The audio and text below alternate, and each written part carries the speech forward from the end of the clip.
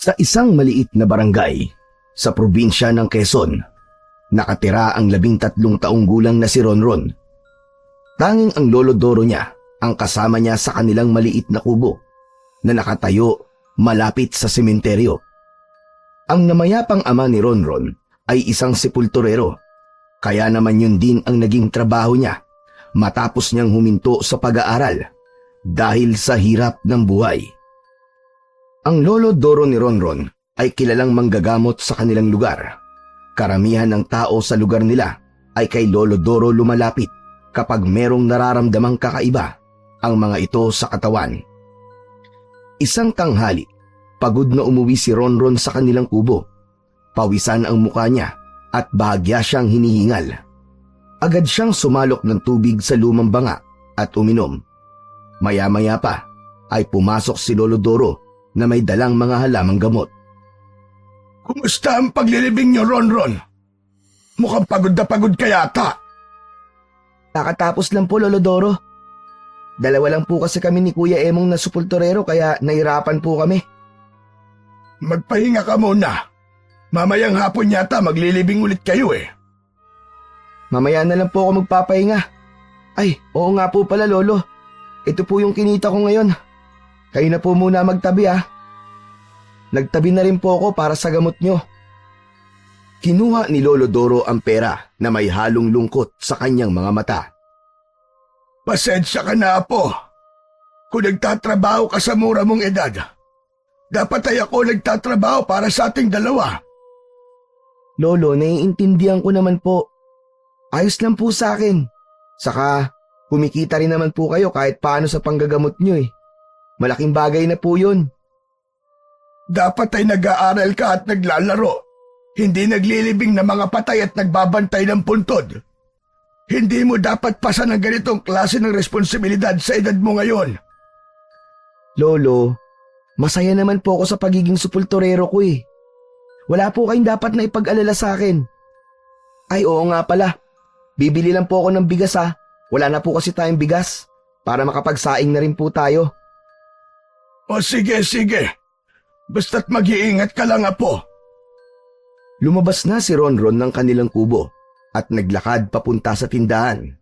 Ulila na siya mula nung 5 taon pa lamang siya. Namatay ang kanyang ama't ina dahil sa malubhang sakit. Dahil siya ang bunsong anak at ang mga nakatatanda niyang kapatid ay may kanya-kanya ng buhay, ay naiwan siya sa pangangalaga ni Lolo Doro. Kaya siya napunta sa pagiging sepulturero ay dahil yun lang ang trabahong alam niyang kaya niya, dahil palagi siya noong nanonood sa tatay niya sa trabahong yun nung buhay pa ito. Maraming natutunan si Ronron sa pagiging sepulturero, gaya ng pag-uukay ng paglilibingan, pag-aayos at pag-aalaga ng puntod. Sa murang edad, walang ibang pangarap si Ronron kundi ang kahit paano ay umangat sila sa buhay ni Lolo Doro. Nais niyang magkaroon ng maginhawang pamumuhay ang kanyang lolo bago man lang ito mawala. Ngunit sa sitwasyon nila ngayon, tila malayo pa siya sa pangarap na yon. Matapos bumili ng bigas, ay naglakad na si Ronron pabalik sa kanilang bahay. Sa paglalakad niya, ay sinalubong siya ni Emilio, ang matalik niyang kaibigan. Nakangiti ito at mukhang puno ng enerhiya. Ronron! Tara, laro tayo ng arcade. May bagong laro ngayon dun, oh. Nako, asensya ka na Emilio ah. Kailangan ko pang magluto ng panghalian namin ni Lolo Doro eh. Saka wala akong sobrang pera para maglaro ngayon. Sa susunod na lang na araw. Sus, ikaw naman, oh. Nakita ko kanina na naglilibing kayo. Imposibleng wala kang pera. Emilio, napunta na kagad sa pagkain at gamot ni Lolo Doro yun. Hayaan mo, kapag may sobra akong pera, ako pa manlilibre sa'yo. Talaga lang, ha? Kapag ako hindi mo nilibre, pababangunin ko mga patay sa sementeryo tapos ipapaila kita sa kanila sa ilalim ng lupa. Bahagyang natawa si Ronron sa biro ni Emilio. Maya-maya pa ay napansin ni Ronron na nakatingin si Emilio sa medalyong nakasabit sa leeg. Hahawakan sana ni Emilio ang medalyon, pero agad niyang tinapik ang kamay ni Emilio bago pa nito mahawakan ang medalyon. Aray ko naman! Bakit ba ayaw mong ipahawak sa akin yung medalyon mo? Eh kasi, hindi ka marunong makaintindi, Emilio. Hindi ba dati ko pa sinabi sa'yo na bawal hawakan ng kahit na sino ang medalyon ko? Hindi lang ikaw ang bawal lumawak dito, kundi lahat. Bakit naman? Ano bang meron sa medalyon na yan?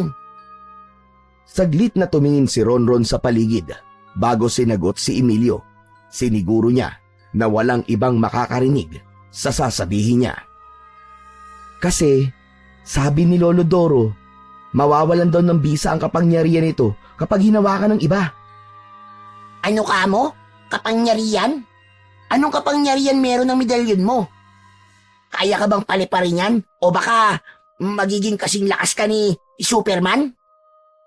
Hindi, ano ka ba? Walang ganun. Proteksyon ko to laban sa mga masasamang espiritu at sa mga iba pang elemento na maaaring manakit sa akin. Mabuti pa ikaw, meron kang ganyang proteksyon. Pero sa tingin ko, kailangan mo talaga niyan eh. Kasi malapit ang bahay niyo sa sementeryo eh. Nakakatakot kaya ron. Hindi naman nakakatakot sa sementeryo, Emilio, kasi mga patay na naroon. Mas nakakatakot pa rin ang buhay na tao kasi may kakayahan pa sila na gawan tayo ng hindi maganda. Eh di dapat pala eh, pangontra sa tao ang ibinigay na medalyon ni Lolo Doro sa'yo. Hindi mo kasi naiintindihan eh. Sa dami ng kinalaban ni Lolo Doro na espiritu at kung ano-ano pang elemento, sabi niya, baka akong balikan ng mga yun. Kaya kailangan ko ng ganitong proteksyon. Kung sa bagay, ama nga naman ang lolo mo. O sige na. Saka na tayo mag-usap. Kailangan ko nang umuwi eh. Paniguradong nagugutom na si Lolo Doro. Basta, yung pangako mo sa akin, ililibre mo ako sa arcade kapag may pera ka na. Oo. Hindi ko kakalimutan yun. Naglakad na si Ronron palayo kay Emilio. Umuwi siya sa kanilang kubo, dala ang bigas at agad siyang nagsaing. Habang si Lolo Doro naman ay abala sa mga halamang gamot nito. Isang umaga, habang nakatayo si Ronron sa gilid ng pamilya na umiiyak sa kamag-anak na mga ito na ililibing, ay hindi niya naiwasan na maging emosyonal. Tahimik niyang pinagmasdan ang mga kamag-anak na umiiyak. Habang ibinababa sa hukay ang kabaong, hindi niya napigilan ang sariling mapaluha nang maalala niya ang sarili niyang ama at ina. Magkasunod na namatay ang mga yon, kaya napakasakit nun para sa kanya. Kahit 5 taon pa lamang siya nang mangyari yon, ay sariwa pa rin sa kanyang alaala ang mapait na bahagi na yon ng kanyang buhay. Matapos ang libing, ay naglakad na si Ronron palabas ng sementeryo, dala ang bigat ng alaala ng kanyang pamilya. May nakasalubong siyang isang lalaking nakasuot ng malaking sombrero. Itim ang suot ng damit at pantalon. Hindi niya nakita ang buo nitong muka dahil bahagya itong nakayuko.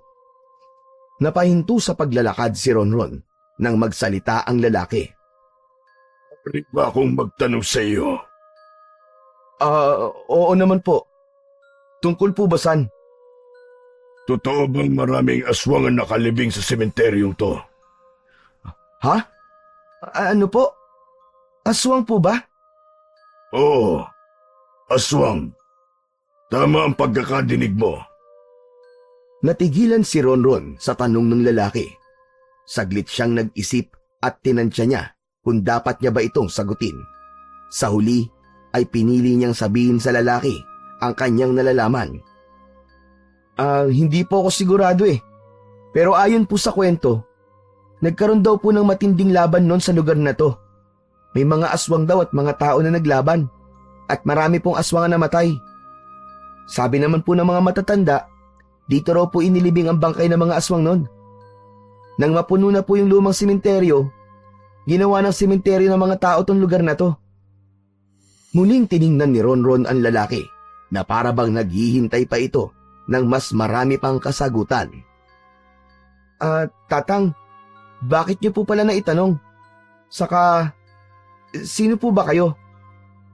Saglit na tiningnan ng lalaki si Ronron, ngunit walang binigkas na salita. Sa halip, tumalikod dito at naglakad palayo, na para bang sinadyang iwan siyang nagtataka. Sinundan ni Ronron ng tingin ang lalaki hanggang sa ito'y mawala sa kanyang paningin. Bagamat nagtataka siya kung sino ang lalaki, ay sinubukan niyang isantabi ang bagay na yon. Bumalik si Ronron sa kanyang gawain, ngunit sa kanyang isipan, nanatili ang kakaibang presensya ng lalaking yon, at ang tanong nitong tila may malalim na dahilan. Inagabihan, habang natutulog ay dinalaw si Ronron ng isang kakaiba at nakakatakot na panaginip. Nasa gitna raw siya ng sementeryo. Sa kanyang panaginip, ramdam niya ang bigat ng paligid. Tila humihinga ang lupa na kanyang tinatapakan at ang malamig na simoy ng hangin ay parang bumubulong sa kanya. Naisipan ni Ronron na umalis na, ngunit bago pa man siya makagalaw ay nagsimulang umuga ang lupa na parang lumilindol. Nagulantang si Ronron nang isa-isang bumangon ang mga patay mula sa kanilang mga hukay. Mga kalansay na natatakpan ng putik at ang iba ay naaagnas na. Hindi nagtagal ay naramdaman niya ang malamig at matigas na mga kamay na humihila sa kanya paibaba sa lupa. Nagpupumiglas siya at sinubukan niyang sumigaw, ngunit tila walang boses na lumalabas mula sa kanyang bibig. Biglang napabalikwas ng gising si Ronron. Pawis na pawis siya at habol niya ang kanyang hininga.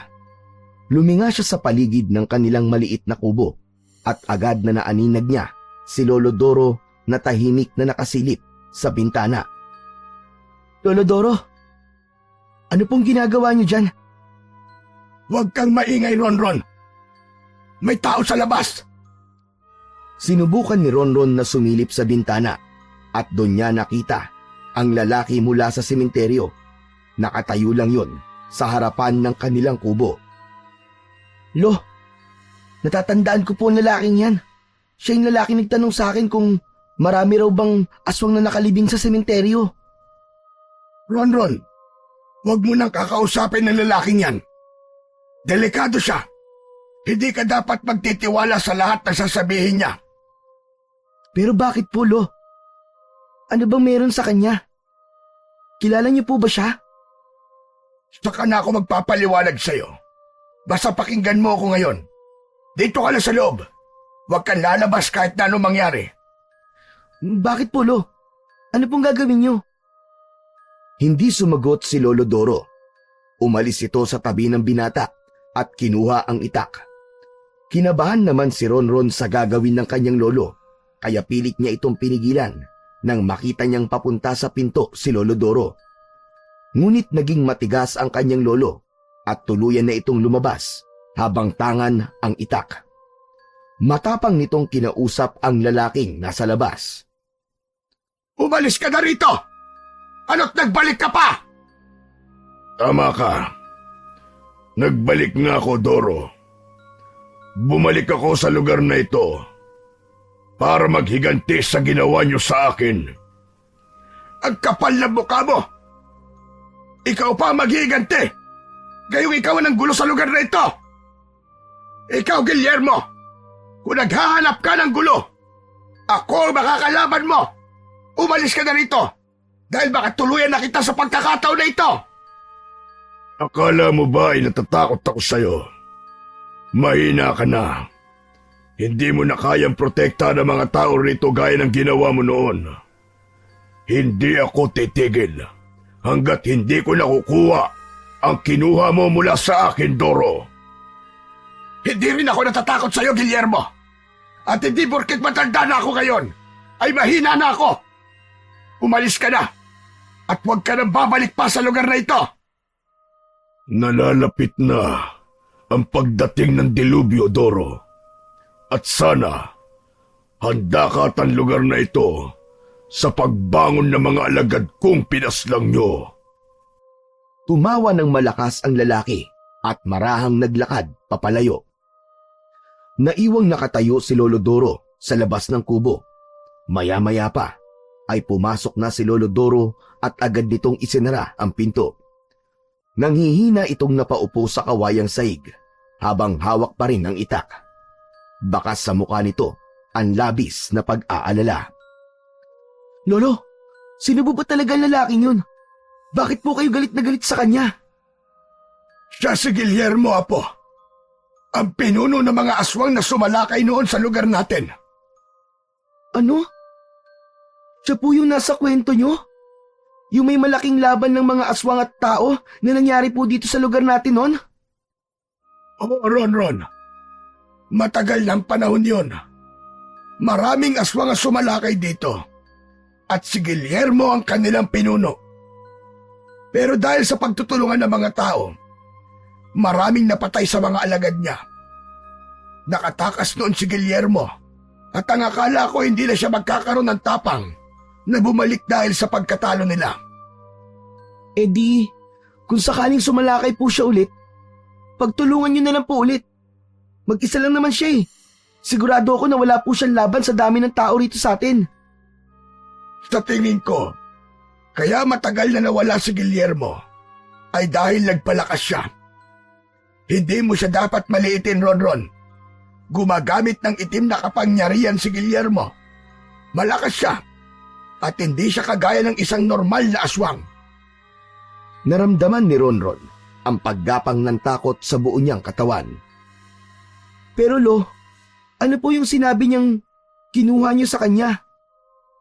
Napatingin si Lolo Doro kay Ronron at bagyang lumiit ang kanyang mga mata. Napansin ni Ronron ang pag-aalinlangan ng lolo niya na sagutin ang tanong niya. Tumikhim ito at waring nagdadalawang isip kung ano ang sasabihin. Hindi ko alam. Sadyang kung ano-ano lang ang sinasabi ng Guillermo na yon. Huwag mo nang isipin yun, Ron.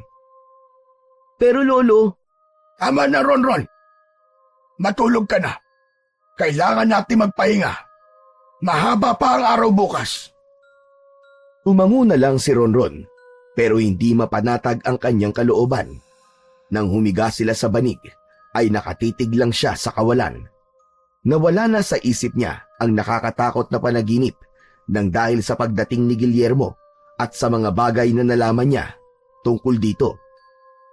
Kinabukasan ng umaga, matapos ang almusal, ay nakita ni Ronron si Lolo Doro na isinuot ang salakot nito.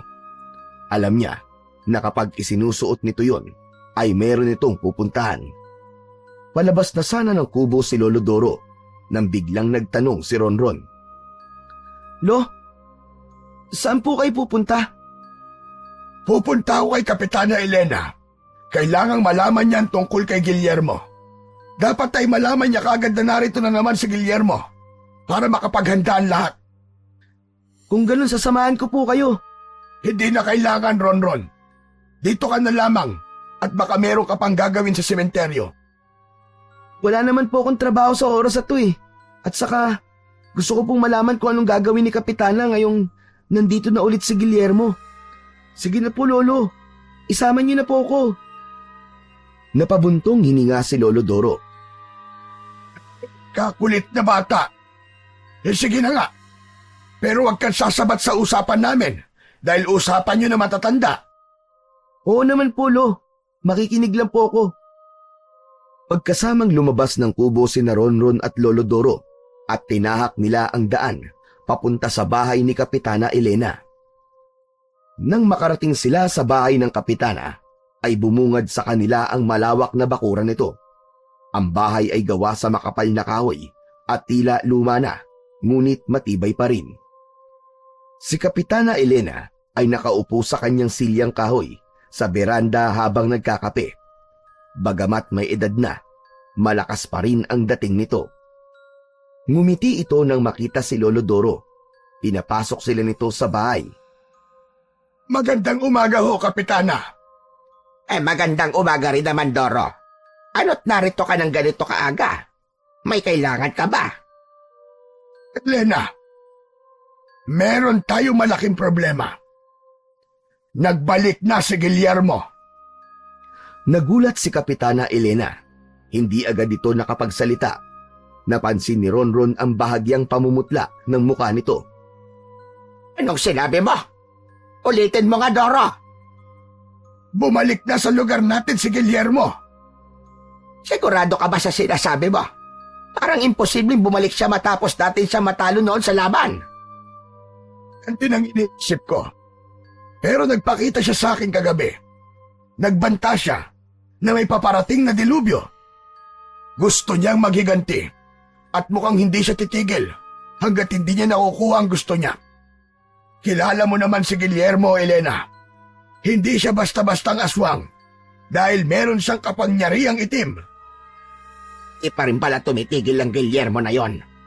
Pero kung sakali namang gugulo na naman siya, sigurado ako na manatalo pa rin natin siya, gaya ng sinapit niya at ng mga alagad niya dati. Wala talaga siyang kadala-dala.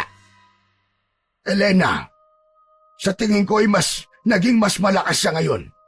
Hindi siya magkakaroon ng lakas ng loob na bumalik dito kung alam niyang matatalo siya. Hindi natin dapat maliitin ang kanyang lakas. Kailangan maging doble ang ating paghahanda. Naiintindihan ko, Doro. Huwag kang mag-alala. Tatawagin ko ang lahat ng tanod at mga kasamahan natin. Paghahandaan natin ito. Kakausapin ko rin ang mga tao sa buong baryo. Kailangan magkaisa tayong lahat, gaya ng ginawa natin noon. Maraming salamat, Kapitana Elena. Kung ano man ang mapagpaplanuhan nyo, ay sabihan nyo lang kagad ako. Sige ho, aalis na ho kami ng apo ko. Matapos yun, ay naglakad na sina Ronron at Lolo Doro pabalik sa kanilang kubo. Mas lalong lumala ang takot ni Ronron dahil alam niya na hindi biro ang maaaring mangyari sa mga susunod na araw. Habang naglalakad sila pauwi, hindi napigilan ni Ronron ang magtanong. Lo, hindi po ba dapat umalis na tayo sa lugar na to? Kung malakas na po si Guillermo, baka mas mabuti na wala tayo rito bago siya sumalakay. Hindi tayo maaaring umalis, Ronron. Isa ako sa mga kailangan makipaglaban sa mga aswang at kay Guillermo. Pero Lo, matanda na po kayo. Paano kung hindi niyo na po kaya? Ronron, kung minsan wala tayong mapagpipilian kundi ang lumaban. Ang mga tao sa baryo at ang mga buhay nila ay nakasalalay sa mga taong handang lumaban na kagaya ko. Labis na nag-alala si Ronron para sa kanyang lolo. Hindi niya napigilang tanungin ang sarili kung ano ang magiging kapalaran nila sa paparating na panganib. Pero Lo, paano kung hindi po natin kayanin? Paano po kung sa pagkakataon po na ito ay sina Guillermo naman ang manalo? Apo, kailanman ay hindi na nanalo ang kasamaan sa kabutihan.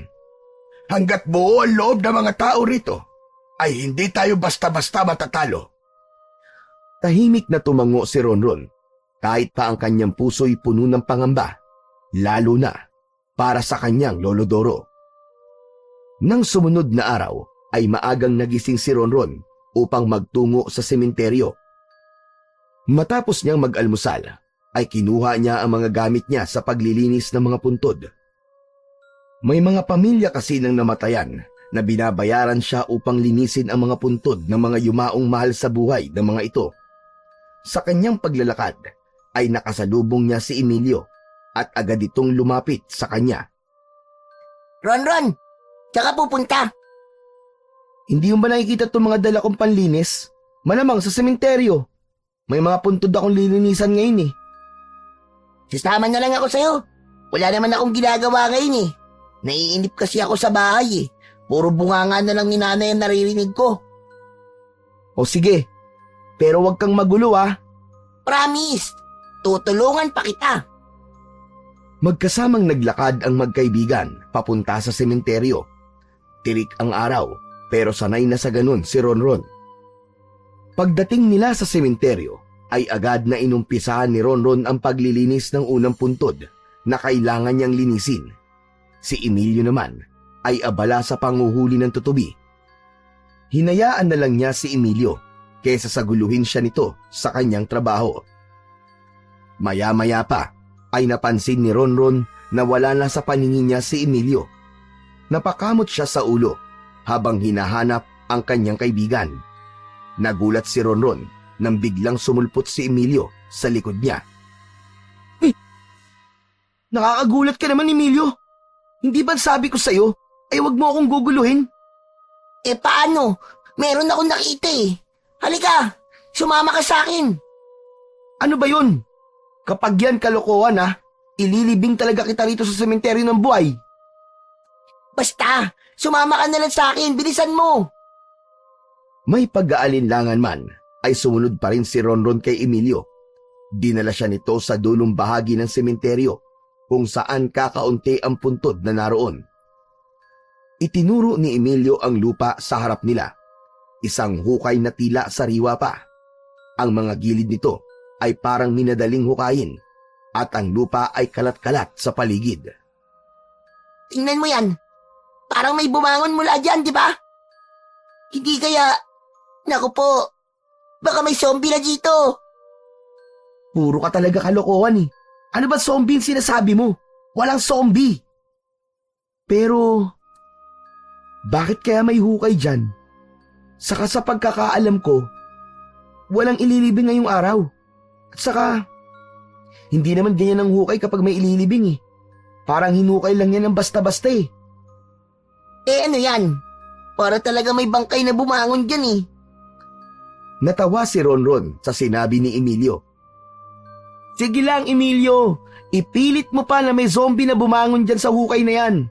Patay na ang mga bangkay. Kaya imposible na bumangon pa ang mga yun. Alam mo, naaabala mo lang ang pagtatrabaho ko eh. Bahala ka na nga kung anong gusto mong isipin. Diyan ka na. Iniwan na ni Ronron si Emilio at bumalik na siya sa paglilinis ng puntod. Pero habang naglilinis siya ng puntod, ay bigla niyang naalala yung masamang panaginip niya na bumangon ang mga patay sa sementeryo at hinila siya papunta sa ilalim ng lupa. Hindi niya alam, pero bigla siyang kinabahan sa naisip niyang yon. Inagabihan, nagising si Ronron dahil sa nakakasulasok na amoy na hindi niya alam kung saan nanggagaling. Para yung nabubulok na bangkay na hindi niya mawarian.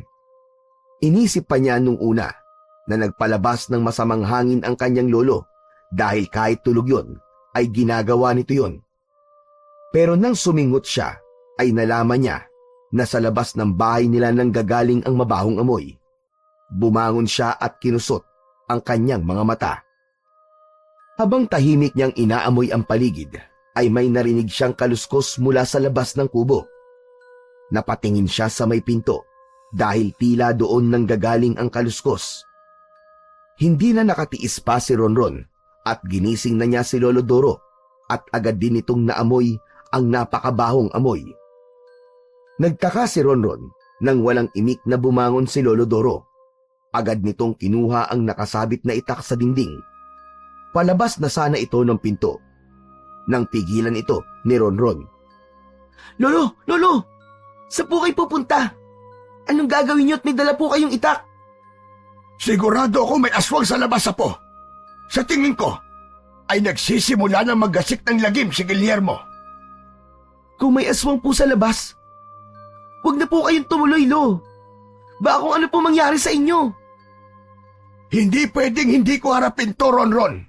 Kailangan ipakita ko kay Guillermo na hindi ako natatakot sa kanya.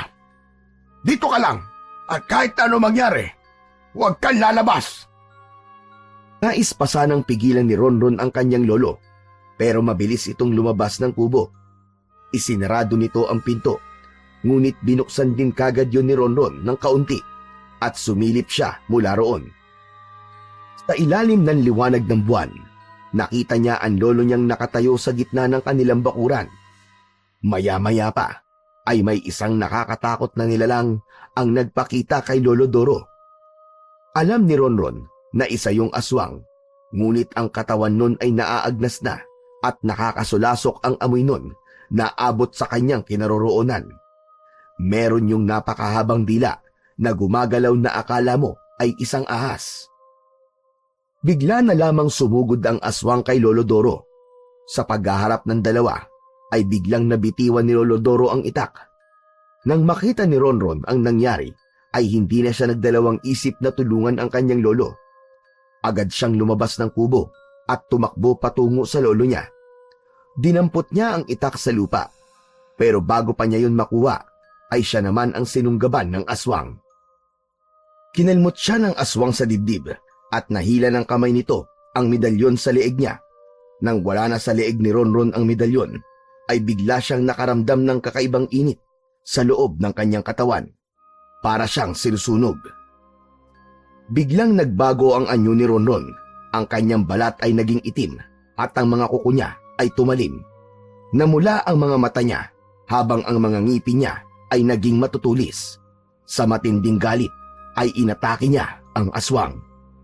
Gamit ang kanyang matutulis na kuko ay walang tigil niyang kinalmot ang aswang hanggang sa magkalasog-lasog ang katawan nito. Nang tumumba sa lupa ang naaagnas na aswang ay sakalang huminto si Ronron. Nilingon ni Ronron si Lolo Doro na noon ay gulat na nakatingin sa kanya. Bigla niya itong sinugod dahil bigla siyang nakaramdam ng pagkauaw sa dugo ng tao. Sinunggaban niya si Lolo Doro. Nang matumba ang matandang lalaki, ay pinaibabawan niya ito. Akmang sasakmalin na ni Ronron si Lolo Doro nang malakas na nagsalita ang kanyang lolo. Ronron! Apo! Ito! Ang Lolo Doro mo! Lolo Doro! Huminto si Ronron sa akmang pag-atake. Naguguluhan siya. Umalis sa ibabaw ng kanyang lolo. Tumayo si Lolo Doro at mabilis na dinampot ang medalyon mula sa lupa. Inayos nito yon at muling isinabit sa leeg ni Ronron. Dahan-dahang bumalik ang anyo ni Ronron sa pagiging tao. Napahawak si Ronron sa dibdib niya habang nanginginig ang buo niyang katawan. Lolo! Ano nangyari sa akin? Bakit po ako naging aswang? Pumasok na tayo sa loob. Kailangan natin mag-usap. Nanatiling tahimik si Ronron habang nakatingin siya sa kanyang lolo na nauna nang pumasok sa loob ng kubo. Naguguluhan man, ay sumunod na lamang siya kay Lolo Doro. Pagpasok ni Ronron at Lolo Doro sa kubo, ay agad na isinarado ni Lolo Doro ang pinto. Naupo ito sa lumang bangko at ang itak ay inilapag nito sa tabi. Si Ronron naman ay nanatiling nakatayo. Gulong-gulo pa rin siya sa mga nangyari. Lolo, ano ba nangyari? Bakit po ako naging aswang? Huminga ng malalim si Lolo Doro bago nagsalita. Alam ko mabibigla ka sa sasabihin ko, Ronron. Pero sana, subukan mong intindihin ang lahat. Sana'y huwag kang magagalit sa akin kung inilihim ko man sa'yo ang katotohanan sa kung sino kang talaga. Ano po bang totoo? Sabihin niyo na po sa akin. Bakit po ako naging aswang? Ang medalyon na yan, ang pumipigil sa'yo para hindi lumabas ang pagiging aswang mo, Ronron. Kapag wala yan sa'yo, lalo na kapag gabi, ay lalabas ang totoo mong anyo. Pero bakit po ako naging aswang? Hindi ako ang tunay mong lolo, Ronron. Ang tunay mong lolo ay si Guillermo. Ang nakagisnan mong mga magulang ay hindi mo totoong magulang. Ang totoo mong nanay na si Elisa ay anak ni Guillermo.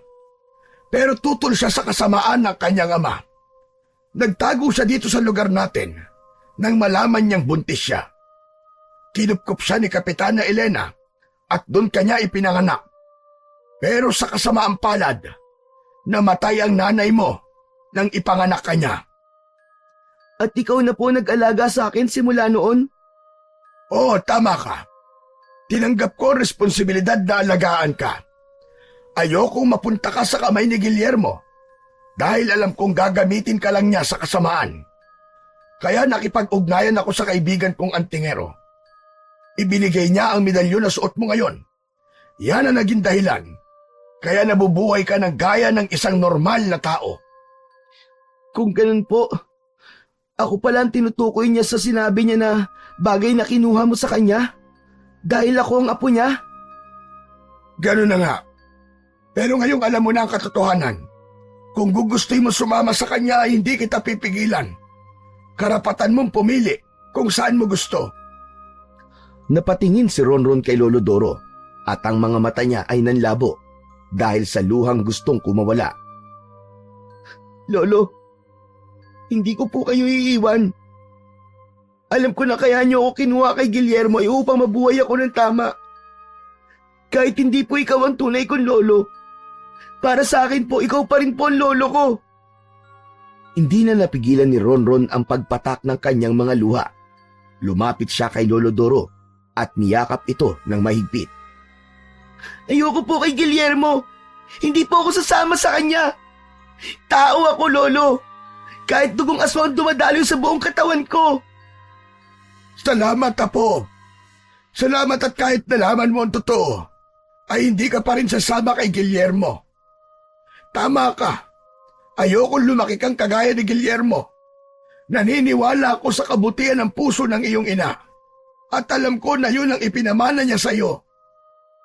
Mas lalong humigpit ang yakap ni Ronron sa kanyang Lolo Doro. Sa kabila ng nalaman niya, ay mas ninais pa rin niyang hindi iwanan si Lolo Doro dahil naniniwala siya na dapat ay pumanig pa rin siya sa kabutihan kahit isa siyang aswang. Kinabukasan ay maagang nagising si Ronron. Hindi maalis sa isip niya ang nangyari noong nakaraang gabi. Inalala niya ang sandaling nagbago ang anyo niya. Pakiramdam niya ay isa lamang yung panaginip. Ngunit sa halip na matakot o magalit, mabilis niyang tinanggap ang katotohanan. Alam niya na siya ang mahihirapan kung patuloy niyang itatanggi sa kanyang sarili kung ano talaga siya. Pagkatapos ng almusal, ay inaya ni Lolo Doro si Ronron na pumunta sa bahay ni Kapitana Elena. Hindi na tumanggi si Ronron at maya-maya pa ay magkasama na silang naglakad ng lolo niya patungo sa bahay ni Kapitana Elena. Pagdating sa bahay ng kapitan ay kumatok sila sa pinto. Pinagbuksan sila ng kapitana at agad na pinatuloy. May nangyari ba, Doro? May umatake sa amin kagabi. Isang aswang. Nagsisimula na si Guillermo. Pero huwag kang mag-alala dahil nasabihan ko na mga tanod. Nag-iisip lang ako ng paraan kung paano sasabihin sa mga tao na hindi sila magugulat o matatakot. Mabuti naman kung ganon. Mas maganda na maging handa tayong lahat. Pero ang aswang na umatake sa amin ay hindi pangkaraniwang aswang, Elena. Isa yung amalanhig. Amalanhig? Ano po yun, Lolo? Ang amalanhig ay maaaring namatay na tao o aswang na nabuhay muli. Karaniwan, bumabangon sila dahil may hindi pa sila natatapos na misyon nung nabubuhay pa sila. Pero sa nangyayari ngayon, malakas ang kutob ko na ginagamit ni Guillermo ang itim niyang mahika upang buhayin ang mga alagad niyang namatay noon sa labanan dito sa ating lugar. Ngayon, ibinabalik sila ni Guillermo bilang mga amalanhig. Kung ganon, amalanhig ang makakalaban natin? Oo, Kapitana. At mas mapanganib sila dahil kontrolado sila ni Guillermo. Ano natin sila lalabanan? May alam ka bang kahinaan ng mga amalanhig, Doro? Takot ang amalanhig sa tubig. Pero posible na nilagyan ni Guillermo ng itim na mahika ang mga amalanhig. Kung ganon, maaaring hindi tumalab sa kanila ang tubig. Natahimik ang tatlo ng ilang sandali. Baka sa mukha nila ang labis na pagkabahala.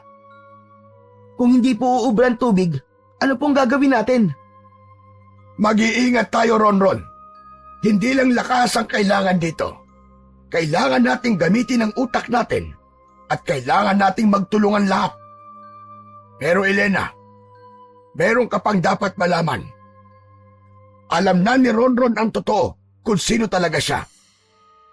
Ang ibig mong sabihin ay alam na ni Ronron na isa siyang aswang? Oo, Elena. Kagabi, inatake siya ng aswang at naalis ang medalyon niya. Nag-anyong aswang si Ronron, kaya wala na akong nagawa kundi sabihin sa kanya ang katotohanan. Pero huwag po kayong mag-alala, Kapitana. Kahit si Guillermo po ang tunay kong lolo, ay hindi po ako papanig sa kanya. Ayoko pong gamitin niya ako sa masama niyang balak dito sa lugar natin. Salamat naman sa Diyos, Ronron. Doro, hindi ka talaga nagkamali sa pagpapalaki sa batang ito. Salamat, Elena. Pero natatakot pa rin ako sa puwersa ngayon ni Guillermo. Mukhang kailangan natin ng dagdag na lakas. Napakunot ng noo si Kapitana Elena. Anong iniisip mo, Doro? Kailangan na natin kunin ang mutya sa Kuwebang Tulog. Pero, alam mong mapanganib yun, Doro. Marami nang sumubok na kumuha ng mutya. Pero karamihan sa kanila hindi na nakalabas ng kuweba. At hanggang ngayon, ay hindi pa rin nakikita ang katawan nila. Alam ko, Elena. Pero wala na tayong ibang paraan. Kung hindi natin susubukan, baka sa pagkakataong ito ay si Guillermo at ang mga amalanhig ang magwagi. Isang mahabang katahimikan ang namayani sa kanila. Makalipas lamang ang ilang sandali, ay tumanguna si Kapitana Elena. Kung yan ang gusto mong gawin, hindi na kita pipigilan, Doro. Pero sa tingin ko, ay ipagpaliban mo muna ang pagtangkang pagkuha sa mutya.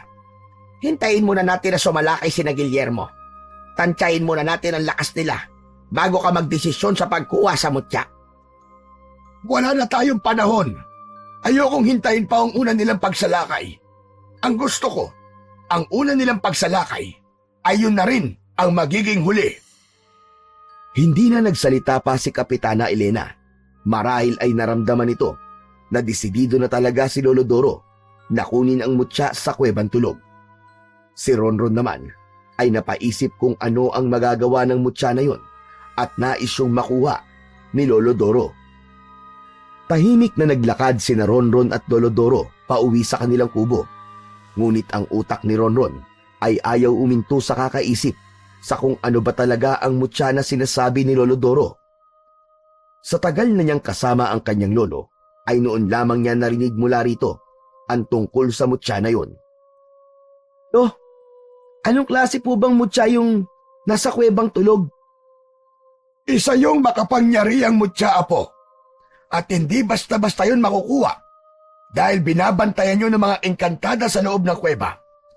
Ibibigay lamang yun ng mga engkantada sa karapat-dapat. Kapag hindi maganda ang iyong hangarin, hindi ka na makakalabas pa sa kuweba at kailanman ay hindi ka na matatagpuan. "Pero, bakit niyo po gustong kunin yung mutya kung may posibilidad po na hindi na kayo makalabas sa Kuwebang Tulog?" Dahil sa kung sino man ang makakakuha ng mutya, ay magkakaroon ng pambihirang lakas at proteksyon laban sa mga aswang at sa iba pang nilalang ng dilim. Magagamit ko ang mutya na yon para harapin si Guillermo at ang mga amalanhig. "Kaya niyo po ba talagang kunin ang mutya, Lolo?" Kailangan kong kayanin na po.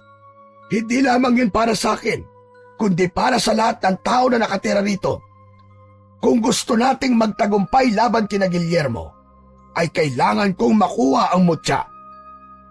Tahimik na nag-isip si Ronron habang nagpatuloy sila sa paglalakad.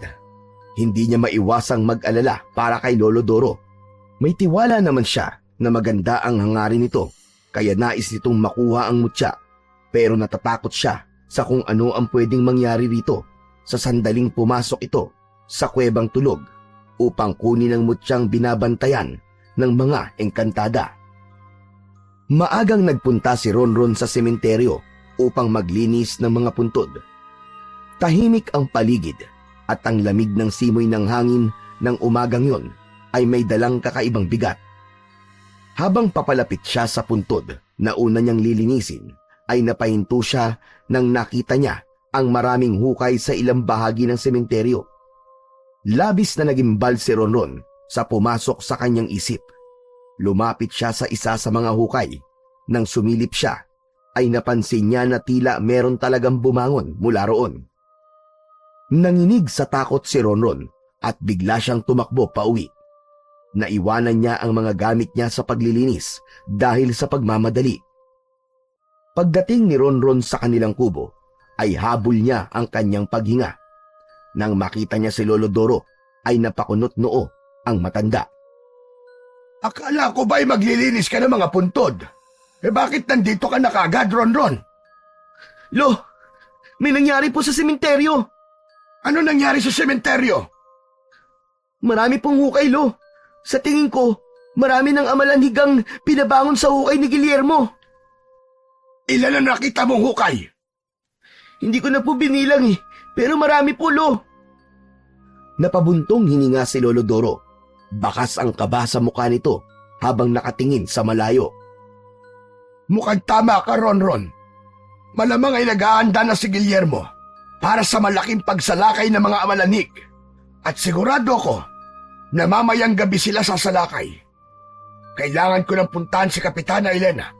Kailangan niya itong malaman para makapaghanda ang mga tanod at ang iba pang makikipaglaban sa mga amalanig. Nagmamadaling umalis si Lolo Doro. Naiwang mag-isa si Ronron sa kanilang kubo habang ramdam niya ang bigat ng kaba sa kanyang dibdib. Kinagabihan, tahimik na naghahapunan sina Ronron at Lolo Doro. Ramdam nila ang tensyon sa paligid at kahit si Ronron ay halos hindi makakain sa kaba. Nang matapos ang hapunan, tumayo si Lolo Doro at kinuha ang itak nito. Ronron, magbabantay ako sa labas kasama ng mga tanod. Posibleng magsimula na ang pag-atake ngayong gabi. Manatili ka lang rito at huwag na huwag kang lalabas. Naiintindihan mo? Opo, Lolo. Pero mag-iingat din po kayo. Huwag ka mag-alala. Hindi ito ang unang beses na makikipaglaban kami sa mga aswang. Basta magdasal ka, Apo. Naniniwala ko. Nagagabayan tayo ng nasa itaas. Lumabas na si Lolo Doro at naiwan si Ronron sa kubo. Umupo si Ronron sa tabi ng bintana at nanalangin siya para sa kaligtasan ng kanyang lolo at ng kanilang buong baryo. Habang lumalalim ang gabi, hindi magawang makatulog ni Ronron. Ilang oras ang lumipas nang biglang marinig niya ang malakas na sigawan sa labas. Napagtanto niya na tama nga si Lolo Doro sa sinabi nitong sasalakay ang amalanig sa gabing yun. Lumapit si Ronron sa bintana at sumilip. Gusto niyang makita kung ano ang nangyayari, ngunit wala siyang makita dahil sa dilim. Doon na siya nagdesisyon na lumabas. Nais niyang makasiguro na walang masamang mangyayari sa kanyang lolo. Paglabas ni Ronron ay bumungad sa kanya ang kaguluhan. Ang mga tao ay may bitbit na balde ng tubig at binubuhusan ang mga amalanhig. Ngunit walang epekto ang tubig sa mga yon. Ang mga amalanhig ay patuloy pa rin sa pagsalakay sa bawat taong nakikita ng mga ito. Nakita ni Ronron si Lolo Doro sa gitna ng labanan. Kahit matanda na ito, ay mahusay pa rin yung gumamit ng itak laban sa mga kalaban. Hindi niya napigilang humanga sa kanyang lolo. Hanggang sa naisip ni Ronron na hindi pwedeng nanonood lang siya. Kailangan ay meron din siyang gawin. Napatingin siya sa kanyang medalyon at hinawakan niya yon. Kung tatanggalin ko to, magiging aswang ako. Magkakaroon ako ng lakas para labanan sila. Akmang huhubarin na ni Ronron ang medalyon nang makita niya si Lolo Doro na nakatingin sa kanya. Kaagad itong tumakbo papunta kay Ronron. Nang makalapit sa kanya si Lolo Doro, ay mahigpit nitong hinawakan ang kamay ni Ronron at pinigilan ang paghubad niya sa medalyon. Ronron, anong ginagawa mo? Lolo, gusto ko pong tumulong. Gusto ko po maging aswang para makalaban po ako sa mga amalanhig. Hindi, Ronron. Kapag ginawa mo yan, maguguluhan ang mga tao. Baka hindi ka nila maintindihan. Sa tingin mo ba'y tatanggapin ka nila kapag nakita ka nilang isang aswang? At isa pa, hindi mo pa kayang kontrolin ang pagiging aswang mo. Paano kung imbis na makatulong ka ay mas lalong maging komplikado ang sitwasyon? Natigilan si Ronron at tumingin kay Lolo Doro. Napagtanto niya na merong punto ang kanyang lolo. Lumuwag ang pagkakahawak niya sa medalyon hanggang sa tuluyang yung kumawala sa kanyang mga kamay. Tama ka, Lolo. Hindi ko dapat gawin to. Baka makapanakit ako ng ibang tao dahil hindi ko pa kayang kontrolin ang pagiging aswang ko. Bumalik ka na ron sa loob ng kubo. Doon ka muna. Hintayin mo na lang ako ron. Agad na bumalik si Lolo Doro sa pakikipaglaban sa mga amalanig, habang si Ronron naman ay nagtago na lamang at pinanood ang nangyari. Matapos ang matinding sagupaan, lahat ng amalanhig na sumugod ay napatay ni na Lolo Doro. Ang baryo ay muling nabalot ng katahimikan. Lumabas na si Ronron sa pinagtataguan niya at sinalubong niya ng mahigpit na yakap ang kanyang lolo. Masaya siya dahil ligtas ito at hindi man lang nasugatan. Kinaumagahan, habang nag-aalmusal sina Ronron at Lolo Doro, ay hindi maitago ni Ronron ang bigat na meron sa dibdib niya dahil sa muntik na siyang makagawa ng isang desisyon na sigurado siyang pagsisisihan niya. Halos hindi niya ginalaw ang pagkain niya dahil sa lalim ng kanyang iniisip. Masama ba ang pakiramdam mo, Apo? Parang wala ka yatang ganang kumain. Hindi po kasi mawala sa isip ko yung gagawin ko sana kagabi. Patawarin niyo po ako, Lolo. Kung natukso po akong alisin ang medalyon. Ayos lang yun, Apo. Mahirap ang tukso. Lalo na kung alam mong makakatulong ka. Pero tandaan mo, ang pagiging aswang ay di solusyon para makatulong ka. Isa pa, hayaan mo na lang sa aming matatanda ang pakikipaglaban. Huwag mo nang uulitin yun na po, ha? Pangako po, hindi ko na po uulitin. Ipinagpatuloy nila ang pagkain. Pagkatapos ng ilang saglit ng katahimikan, ay muling nagsalita si Lolo Doro. Ronron, aalis ako pagkatapos natin mag-almusal. Saan po kayo pupunta, Lo? Sa Kuwebang Tulog. Kukunin ko ang mutya. Pero Lo, sa tingin ko hindi niyo po kailangan kunin pa ang mutya. Hindi ba't natalo niyo na ang mga malanhig kagabi? Sigurado ako na sa susunod nilang pag-atake ay matatalo niyo ulit sila.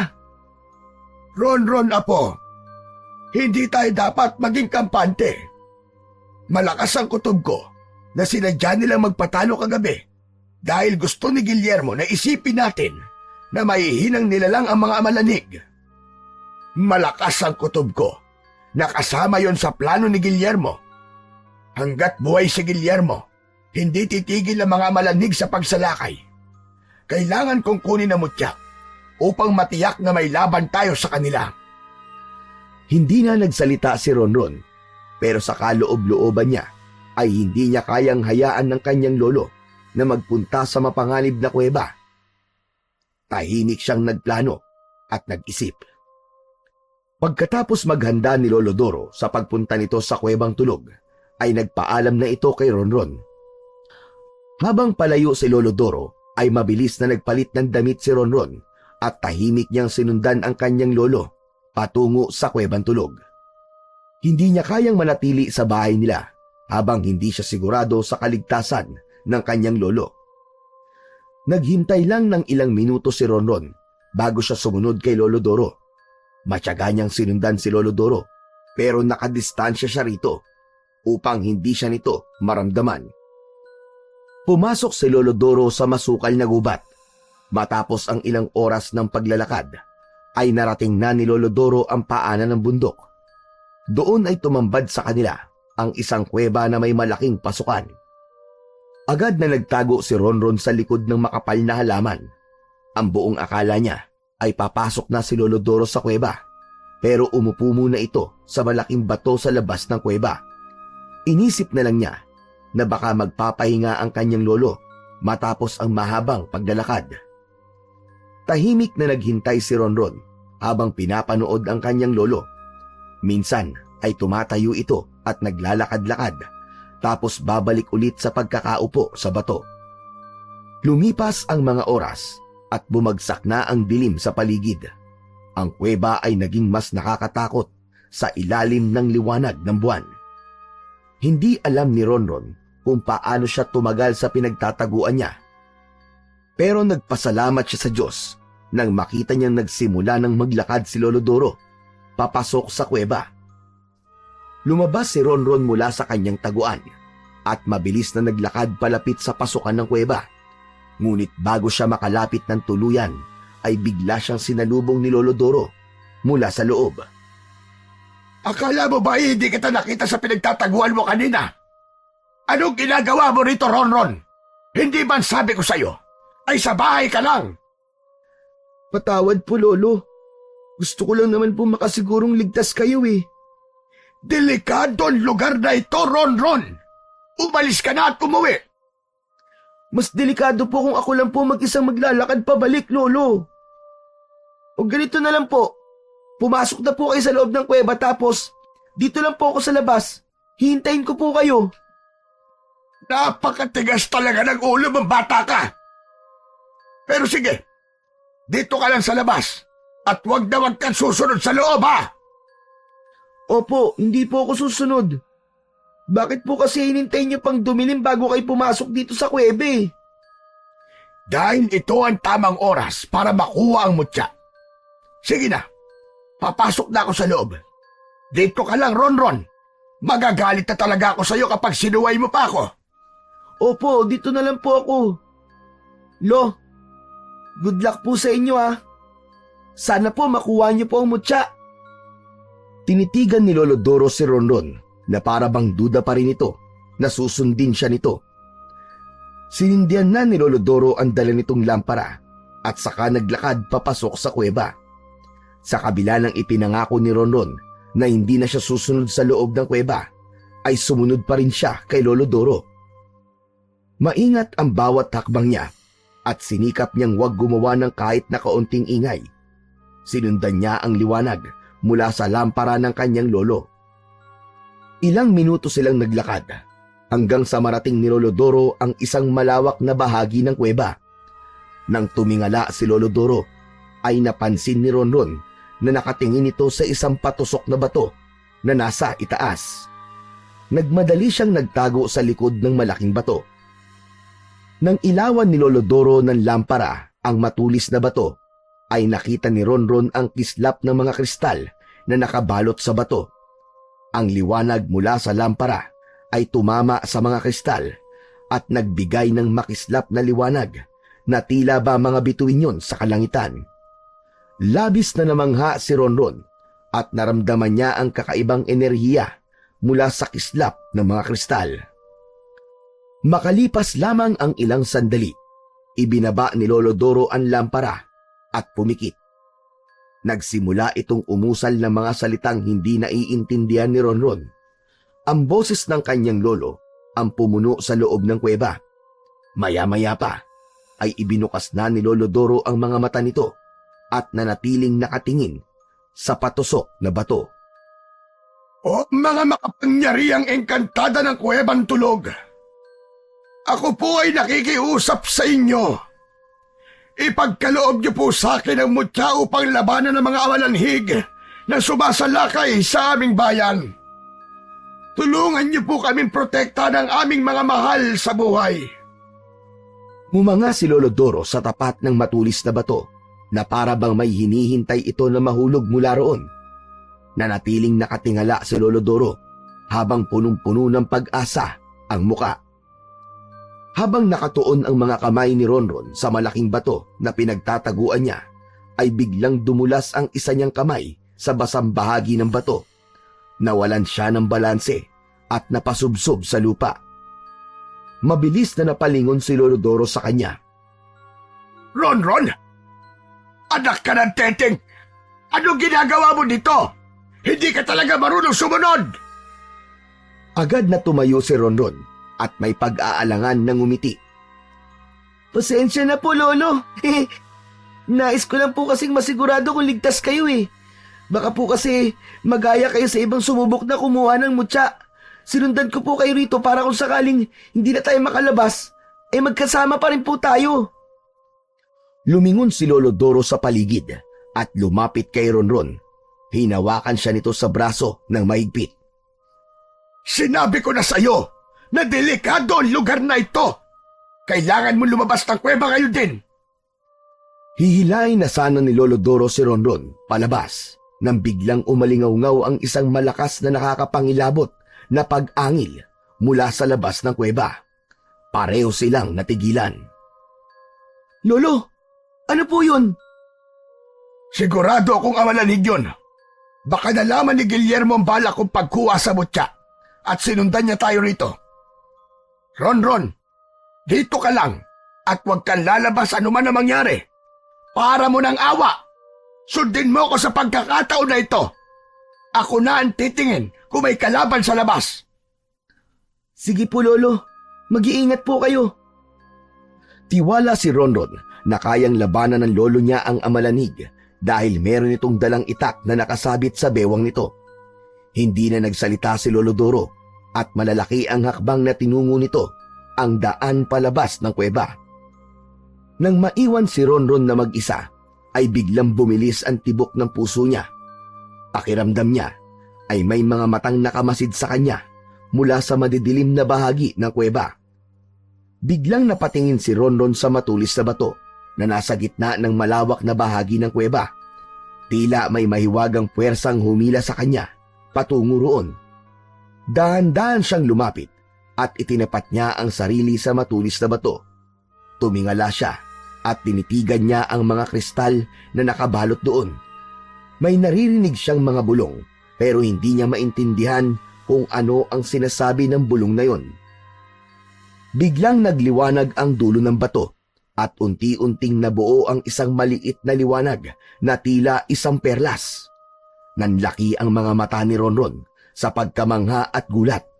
Pakiramdam niya ay nahipnotis po siya ng liwanag na yon, kaya hindi niya maialis ang mga mata niya roon. Hanggang sa nakita niya na tila malalaglag na ang liwanag na nasa dulo ng matulis na bato, at ang agad niyang naisip ay baka yun na ang mutya. Naisip din niya na baka hindi yun maaaring malaglag sa lupa. Makalipas lamang ang ilang segundo, ay tuluyan nang humiwalay ang liwanag sa dulo ng bato at bumulusok na yon pababa. Wala nang ibang nasa isip niya, kundi ang saluhin yun gamit ang kanyang bibig. Ngumanga siya at tuluyang pumasok ang mutya sa kanyang bibig at nalunok niya yon. Naramdaman ni Ronron ang paglakbay ng mutya sa kanyang lalamunan. Impit na napasigaw si Ronron nang maramdaman niya ang mabilis na pagdaloy ng kakaibang init sa buo niyang katawan. Napaluhod siya at ang kanyang mga palad ay nakatuon sa malamig na lupa. Tila napakaraming nangyayari sa loob ng katawan ni Ronron na hindi niya maipaliwanag. Sa pagkakataon na yon ay bumalik na si Lolo Doro. Agad na tumayo naman si Ronron. Kinabahan siya dahil hindi niya alam kung ano ang magiging reaksyon ng lolo niya sa sandaling malaman nito ang nangyari. Mukhang ligaw na hayop lang yung narinig nating pag-angil. Wala akong nakitang amalanig o kahit na anong aswang sa labas. Lo, ano po meron lang po sana akong itatanong. Ano yon, Ronron? Lolo, ang mutya po ba ay puting liwanag na maliit? Oh, ganun nga ang itsura ng mutya. Ang mutya po ba malalaglag po mula sa dulo ng matulis na bato na yun? At kailangan po saluin ng bibig, kaya ka po nakanganga dito kanina? Tama ka, ganun nga. Sandali lang. Bakit mo itinatanong ang mga yan? May nangyari ba habang wala ako, Ronron? Lolo, ano po kasi? Nalunok ko po ang mutya. Ano? Bakit mo ginawa yon? Ako ang dapat kukuha ng mutya at hindi ikaw. Naku, pasensya na po. Nataranta po kasi ako kanini. Nakita ko po malalaglag na po ang mutya. Natakot po ako na mahulog yun sa lupa kaya sinalo ko po. Napailing si Lolo Doro habang pilit na pinahupa ang inis. Ako dapat ang lulunok ng mutya, Ronron. Alam mo bang napakahalaga nun sa akin para sa laban nating kina Guillermo? Lolo, bakit kasi umalis pa kayo? Kung hindi sana kayo lumabas, malamang kayo po makakakuha ng mutya Sige po, iluluwa ko na lang po. Kung hindi naman po, siguro ay may lalabas kayo kapag gumamit po ako ng banyo. Mo na yun may lalabas sa katawan mo. Habang buhay na yung nasa loob mo, Ronron. Napabuntong hininga si Lolo Doro at tila alam nitong wala na itong magagawa sa nangyari. Wala na. Wala na tayo magagawa. Nangyari na ang hindi dapat mangyari. Tara na. Uuwi na tayo. Sa bahay na lang tayo mag-usap. Tahimik na sumunod si Ronron habang puno siya ng kaba at takot sa maaaring kahinatnan ng kanyang ginawa. Habang naglalakad palabas ng kuweba, ay naisip ni Ronron na isang malaking pagbabago ang naganap sa kanyang buhay. Kinabukasan ng umaga ay nagtungo sina Ronron at Lolo Doro sa bahay ni Kapitana Elena. Agad silang pinapasok ng kapitana at nag-usap silang tatlo sa maliit nitong sala. Si Ronron naman ay tahimik lamang habang si Lolo Doro ay seryosong nagsimula ng usapan. Kapitana, nakuha na namin ang mutya sa kuwebang tulog. Totoo ba sinasabi mo, Doro? Abay, salamat sa Diyos. Napakahalaga niyan para sa ating lahat. Napakalaking tulong niyan sa laban natin sa mga amalanhig at kay Guillermo. Ngunit nagtaka si Kapitana Elena nang makita nito ang seryosong ekspresyon ni Lolo Doro. At sandali lang. Bakit naman ganyan ang mukha mo, Doro? May nangyari ba? Hindi ako nakakuha ng mutya. Si Ronron ang nakakuha. Ano ka mo? Abay, bakit si Ronron? Paano nangyari yon? Kapitana, aksidente po ang nangyari. Nasa loob po ako ng kuweba at lumabas sandali si Lolo Doro dahil nakarinig po kami ng pag-angil sa labas ng kuweba. Yun po. Nakita ko pong may maliit na liwanag na malalaglag mula po dun sa matulis sa bato. Natakot po ako na mahulog yun sa lupa kaya sinalo ko po gamit ang bibig ko. Hindi ko naman po sinasadyang manunok yun eh. Natigilan si Kapitana Elena na parang hindi pa rin makapaniwala sa sinabing yun ni Ronron. Ano na ang gagawin natin ngayon, Doro? May paraan ba para mailabas ang mutya mula sa kanya? Wala ng paraan, Kapitana. Ang mutya ang pumili kay Ronron. Mukhang siya na ang matagal lang hinihintay ng mga engkantada na magmay-ari nito. Ang mutya ay habang buhay ng nasa katawan ni Ronron. Kung ganon, si Ronron na talaga ang tagapangalaga ng mutya ng Kuwebang Tunog. Ganon na nga. Dahil na kay Ronron na ang mutya, wala na tayong magagawa kundi isama siya sa laban. Siya na ngayon ang bago nating kaalyansa laban sa mga amalanhig at kay Guillermo. Napalunok si Ronron. Naguluhan siya at natakot sa bigat ng responsibilidad na biglang umatang sa kanyang balikat. Ngunit nang tiningnan niya ang mukha ng kanyang lolo at ni Kapitana Elena, ay napagtanto niyang wala siyang karapatang umatras. Ronron, handa ka pa makipaglaban kina Guillermo? Handa ka bang harapin ang mga amalanig? Opo, Lolo. Gusto ko pong tumulong. Ayoko may masaktan pang mga tao sa ating lugar. Saka, wala na rin po ako mapagpipilian dahil nasa akin na po ang mutya. Malaki ang papel mo, Ronron. Sana'y kayanin mo ang hamon na ito. Wala kang dapat na ipag-alala dahil nasa likod mo kaming lahat. Tumango si Ronron. Alam niyang wala nang atrasan yun. Hindi niya akalain na dahil sa simpleng aksidenteng pagkakalunok niya sa mutya, ay tuluyang nagbago na ang kapalaran ng kanyang buhay. Simula noon, ay halos araw-araw nang sinasanay ni Lolo Doro si Ronron sa pakikipaglaban. Itak ang napili ni Lolo Doro na pagtuunan ng pansin ni Ronron na maaari niyang gamitin laban sa mga aswang. Ronron, kahit nasa inamot siya, ay hindi ka pwedeng dumipende lamang sa kapangyarihan nito. Kaya dapat ay marunong ka rin gumamit ng kahit isang armas man lang. Kailangan mong sanayin ang sarili mo sa paghawak at paggamit ng itak. Inabot ni Lolo Doro ang itak kay Ronron na agad naman niyang tinanggap. Sinimulan na ni Lolo Doro ang pagtuturo kay Ronron ng tamang paghawak ng itak at kung paano yun gagamitin ni Ronron sa pakikipaglaban. Paulit-ulit nilang ginawa ang mga galaw hanggang sa bumilis ang reflexes ni Ronron. Pagkalipas lamang ng ilang araw na pagsasanay, ay nagtungo sina Ronron at Lolo Doro sa gitna ng sementeryo. Hawak ni Ronron ang itak habang pinagmamasdan ang paligid. Bakit po tayo nandito, Lolo? Ano pang gagawin natin dito? Dito natin susubukan ang husay mo sa pakikipaglaban na po. Sigurado ko na merong amalanhig na magpapakita sa atin dito. Patyagang naghintay sina Ronron. Maya-maya lang ay may gumalaw sa lupa na malapit sa kinatatayuan nila.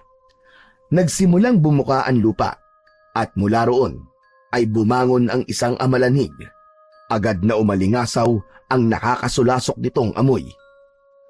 Nang makita sila ng amalanig, ay agad itong nagsimulang lumapit sa kanila. Isang malalim na paghinga ang pinakawalan ni Ronron at inihanda niya ang kanyang sarili sa pakikipaglaban. Humigpit ang paghawak niya sa dala niyang itak. Sinugod ng amalanhig si Ronron habang ang mahaba nitong dila ay nakaturo kay Ronron. Ngunit mabilis na nakaiwas si Ronron. Isang mabilis na hampas ng itak ang ginawa niya at nagawa niyang putulin ang dila ng amalanig. Agad niyang sinundan yun ng pagtaga sa balikat ng amalanig. Bumagsak sa lupa yun at naputol ang braso ng halimaw. Ganyan nga, Ronron! Gamitin mo ang mga itinuro ko sa'yo! Dama ni Ronron ang daloy ng init sa kanyang katawan mula sa mutya. Lalo siyang bumilis at ang bawat galaw ng amalanig ay naging malinaw sa kanyang paningin. Gumawa siya ng isang mas matapang na atake at tinarget ang leeg ng halimaw. Sa huli, isang malakas na taga mula sa itak ni Ronron ang tuluyang nagpabagsak sa amalanig. Nang humandusay yun sa lupa, ay unti-unting naglaho ang katawan nito na parang abo sa hangin. Magaling, Apo! Hindi lang lakas ang pinakita mo, kundi disiplina at tapang. Maraming salamat po, Lolo Doro. Hindi ko yun magagawa kung hindi po dahil sa inyo at sa kapangyarihan po ng mutya. Parang ang lakas-lakas ko po, Lolo. Pakiramdam ko, kaya ko ang kahit na ano. Tandaan mo, Apo, na ang mutya ang pumili sa'yo dahil alam nitong kaya mo. Pero wag mong kalimutan na mas malaki ang ambag mo kung bakit ka malakas ngayon. Hindi ka nalang basta bata, Ronron. Isa ka ng mandirigma. Matapos na masubukan ang kasanayan ni Ronron sa pakikipaglaban, ay nagdesisyon na silang umuwi. Habang naglalakad pabalik sa kanilang bahay, ramdam ni Ronron ang bagong tiwala sa sarili. Alam niyang nagsisimula pa lamang ang kanyang laban, ngunit handa siyang harapin ang kahit na anong panganib para sa kanyang Lolo Doro at sa lahat ng tao sa kanilang lugar. Isang tahimik na gabi, nakadungaw si Ronron sa bintana ng kanilang kubo. Maliwanag ang buwan ng mga oras na yon, at ang malamig na hangin ay tila nagbigay ng bigat sa kanyang iniisip. Malayo ang kanyang tingin na parang hinahanap ang kasagutan sa mga tanong na bumabagabag sa kanyang isipan. Lumapit si Lolo Doro kay Ronron at tinapik siya nito sa balikat. Kanina pa kita napapansing tahimik, Apo. Ang lalim yata ng iniisip mo. May gumugulo ba sa isip mo? Pwede mong sabihin sa akin kung ayos na sa'yo. Lo, iniisip ko lang po kung bakit po ako ang pinili ng mga engkantada sa Kuwebang Tulog na bigyan po ng mutya. Sa dami ng mas karapat dapat, bakit ako po na isang aswang? Ronron, hindi nagkakamali ang mga engkantada sa pagpili ng pagkakatiwalaan nila ng mutya. Marahil ay nakita nila ang puso mo. Nakita nila ang kabutihan mo, ang tapang at ang hangarin mong tumulong sa iba. Hindi mahalaga kung ano o kung sino ka para sa kanila. Ang mahalaga ay kung sino ka ngayon at kung ano ang kaya mong gawin para sa kabutihan. Pero sa totoo lang po, Lo, pakiramdam ko po ay hindi ko alam kung kaya ko bang labanan ng totoo kong lolo na si Guillermo. Kahit paano po dugo niya pa rin ang dumadaloy sa akin. Hindi ko kayang sagutin yan para sa iyo, Apo. Pero tandaan mo ito. Ano man ang desisyon mo, ay maiintindihan ko. Ikaw ang may hawak ng mutya at ikaw rin ang may kakayahang magdesisyon kung paano ito gagamitin. Pero malaki ang tiwala ko sa iyo na tama ang gagawin mo, Apo. Maraming salamat po, Lolo. Salamat po sa paggabay niyo sa akin. Malaking parte po kayo ng buhay ko, lalo na sa kung ano ko ngayon. Siguro, kung hindi niyo po ako inilagaan, ay kasama ako ni Guillermo na nakikipaglaban sa inyo. At isa ako sa nag-aasik ng kasamaan dito sa lugar natin. Sinabi ko naman sa'yo, Apo, hindi kita tiningnan na isang aswang nang magdesisyon akong alagaan ka. Para sa akin, ay totoo kitang apo. O paano? Matutulog na ako. Matulog ka na rin at bukas ay maaga pa ang ating pag-iensayo. Umalis na si Lolo Doro sa tabi ni Ronron at nauna na itong natulog. Napatingin si Ronron sa buwan at pilit niyang kinukumbinsi ang sarili na kakayanin niya ang anumang pagsubok na darating sa kanyang buhay. Dama niya ang bigat ng responsibilidad sa kanyang mga balikat, pero kahit paano ay gumaan ang pakiramdam niya dahil sa mga sinabi ng kanyang Lolo Doro. Ramdam niyang malapit na ang laban, ang pagsubok na magpapakita kung talagang karapat-dapat siya sa mutya. Simula noon ay palagi nang kasama ni na Lolo Doro at ng mga tanod si Ronron sa pagbabantay sa lugar nila tuwing gabi. Palagi silang nakabantay sa posibleng pag-atake ng mga Amalanig at ni Guillermo. Isang gabi, naglalakad si Ronron kasama si na Lolo Doro at ang mga tanod. May dalang lampara ang ilan, habang ang iba'y may hawak na itak at sibat. Si Ronron naman ay dala ang kanyang itak. Biglang tumigil ang grupo nang makarinig sila ng mga kaluskos at malalalim na ungol na mula sa kakahuyan. Dahan-dahang naglabasan mula sa kakahuyan ang mga Amalanig. Ang bilang ng mga yon ay napakarami. Akala mo ay alon yun ng mga halimaw na papalapit sa kanila. Sa harapan ng mga Amalanig ay naroon si Guillermo. Malaki ang katawan nito na puno ng peklat mula sa mga nakaraang laban. Ang mukha nito ay nakakatakot na may mga matang namumula. Meron itong matutulis na kuko at mga ngipin. Sa leeg nito ay nakasabit ang isang malaking medalyon. Huminto ang mga kalaban at ngumisi si Guillermo. Sa gabing ito, sisiguraduhin ko na lahat ng tao rito ay kamatayan na kahahantungan. Walang sino man ang makaliligtas sa inyo. Masyadong mataas ang pangarap mo, Guillermo. Hindi mo kami matatalo. Minsan ka na naming tinalo at tatalunin ka ulit namin ngayon. Napangisi si Guillermo at tumingin kay Ronron. Dito pala ang aking apo. Ronron, dapat ay nasa panig kita. Dugo ko ang dumadaloy sa ugat mo. Umanib ka sa akin kung nais mo pang mabuhay. Kailanman ay hindi ako papanig sa kasamaan. Mas gusto kong maging tao at hindi katulad mo. Kung ganon, wala na pala akong magagawa. Kahit dugo ko ang dumadaloy sa'yo, ay hindi kita sasantuhin. Kailangan mo ring mamatay. Natigilan si Ronron, tila sumikip ang dibdib niya. Doon niya lubos na naunawaan na kahit lolo niya si Guillermo ay wala itong pagmamahal sa kanya. Humanda ang lahat at pinagtibay ang kanilang loob para sa napipintong digmaan. Sa isang sigaw ni Guillermo, sinugod ng mga Amalanig si na Ronron. Ang mga tanod, kasama si Ronron at Lolo Doro, ay matapang na hinarap ang mga Amalanig na parang mga halimaw na gutom na gutom. Ang sigaw at ungol ng mga nilalang na yon ay sumalubong sa mga tunog ng itak at sibat. Si Ronron naman ay napako ang tingin kay Guillermo. Nagsimulang humakbang si Ronron patungo kay Guillermo. Ramdam niya ang kaba sa kanyang dibdib.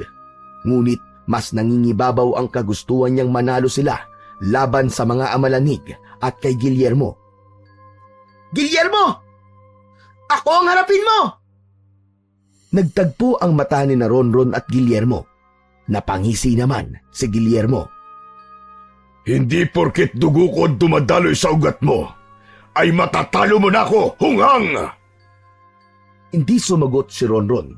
Sa halip ay humakbang siya nang mabilis palapit kay Guillermo. Inundayan niya si Guillermo ng isang malakas na taga. Tumama yon sa braso ni Guillermo, ngunit nagulat si Ronron nang makitang mababaw lang ang sugat na nilikha ng pag-atake niyang yon. Mabilis na gumanti ng atake si Guillermo at isang malalim na kalmot sa dibdib ang natamo ni Ronron. Napaigtad si Ronron at naramdaman niya ang init ng dugo na umagos mula sa kanyang sugat. Mabilis na lumingon sa paligid si Ronron at nakita niya ang kasamahan niya na isa-isa nang napapalood. Ang iba ay sugatan at halos wala ng lakas. Hanggang isang ideya ang pumasok sa isip ni Ronron. Napatingin siya sa medalyon na nakasabit sa kanyang leeg. Walang pagdadalawang isip na hinubad niya ang medalyon at itinapon yun sa lupa. Isang malakas na sigaw ang kumawala sa lalamunan ni Ronron nang magsimulang magbago ang kanyang anyo. Sa isang kisap mata ay nag-anyong aswang si Ronron. Naramdaman niya ang pagsasanib ng lakas niya bilang isang aswang at ang kapangyarihan ng mutya na nasa loob ng kanyang katawan. Natigilan si Guillermo. Sa unang pagkakataon ay nakita ni Ronron ang takot sa mukha nito. Sigurado si Ronron na naramdaman na ni Guillermo ang nagkukumawalang lakas niya. Mabilis na sinugod ni Ronron si Guillermo at sa bilis ng kanyang galaw ay hindi na nakaiwas si Guillermo sa pagtaga niya ng itak sa tagiliran nito. Umatake si Guillermo pero lahat ng yun ay matagumpay na naiwasan ni Ronron. Hanggang sa napuno na ng galit ang puso ni Ronron at mas naging mabilis at mabangis ang pag-atake niya kay Guillermo. Paulit-ulit niyang sinaksak at tinaga si Guillermo. Nang isaksak niya ang itak sa tiyan ni Guillermo, ay tuluyan na itong bumagsak sa lupa. Duguan ito at puno ng sugat. Tumayo si Ronron sa tabi ni Guillermo at tiningnan niya ito ng nanlilisik niyang mga mata. Katapusan mo na, Guillermo! Maawa ka sa akin, Ronron. Ako pa rin ang iyong lolo. Si Lolo Doro ang lolo ko. At hindi ikaw! Binitiwan ni Ronron ang itak at malakas siyang sumigaw. Hinablot niya kay Guillermo ang medalyon na suot nito at gamit ang isang kamay ay dinurog niya yon. Ngunit hindi pa tapos si Ronron. Sinunggaban niya si Guillermo sa liig gamit ang kanyang matutulis na pangil at sa isang malakas na puwersa, tinapos niya ang buhay nito. Ang katawan ni Guillermo ay tuluyang binawian ng buhay habang ang ulo nito ay halos humiwalay na sa katawan sa lakas ng pagkakasakmal doon ni Ronron. Kasabay ng pagkamatay ni Guillermo ay sabay-sabay na bumagsak sa lupa ang lahat ng amalanig at nilamon ng lupa ang katawan ng mga yon. Bumalik ang katahimikan sa paligid, ngunit agad ding nabasag ang katahimikan nang magsigawan ang mga tao sa tuwa dahil sa tagumpay na kanilang nakuha ng gabing yon. Lumapit ang mga tao kay Ronron at sa kabila ng anyo niyang aswang ay walang natakot sa kanya. Binuhat siya ng mga ito habang paulit-ulit na isinisigaw ang pangalan ni Ronron. Hindi napigilan ni Ronron ang maluwa habang nakatingin sa kanya si Lolo Doro na bakas ang pagmamalaki sa mga mata para sa apo. Nang ibaba si Ronron ng mga tao, ay agad siyang nilapitan ni Lolo Doro para yakapin ng mahigpit. Matapos ang pagyayakapan nila, ay masaya siyang tiningnan ni Lolo Doro. Ronron, apo, hindi pa rin ako makapaniwala. Nagawa mong pagsamahin ang kapangyarihan ng mutya at ang iyong pagiging aswang. Lolo, hindi ko rin po alam kung paano yun nangyari. Pero alam ko po na kung wala kayo, ang mutya at ang tiwala ng mga tao ay hindi ko po magagawa ang lahat ng yun. Kayo po ang nagturo sa akin na kahit ano pa ako, may halaga ako. Hindi talaga nagkamali ang mutya sa pagpili sa iyo, apo. Hindi mo alam kung gaano kita ipinagmamalaki. Lumipas ang ilang araw at tuluyan nang bumalik ang kapayapaan sa lugar ni na Ronron. Nagpatuloy si Ronron bilang isang supiltorero. Sa araw-araw ay abala siya sa paglilinis ng mga puntod, habang sa gabi ay kasama niya si Lolo Doro at ang mga tanod sa pagbabantay dahil alam nila na hindi sila maaaring maging kampante. Muling nagbalik si Ronron sa pag-aaral sa tulong ni na Kapitana Elena. Bagamat isa ng estudyante si Ronron, ay hindi pa rin niya kinalimutan ang responsibilidad niya bilang tagapangalaga ng mahiwagang mutya. Ngunit ang higit na nagpapasaya kay Ronron ay ang pagtanggap ng lahat ng tao sa kanya sa kabila ng pagiging aswang niya. At para sa kanya ay isa yon sa mahalagang bagay na natanggap niya matapos nilang matalo si Guillermo at ang mga Amalanig. Hanggang sa lumipas pa ang maraming taon, si Ronron, ang aswang na tagapagligtas na nagtataglay ng makapangyarihang mutya, ay nagpatuloy sa pagiging haligi ng kanilang lugar laban sa kadiliman.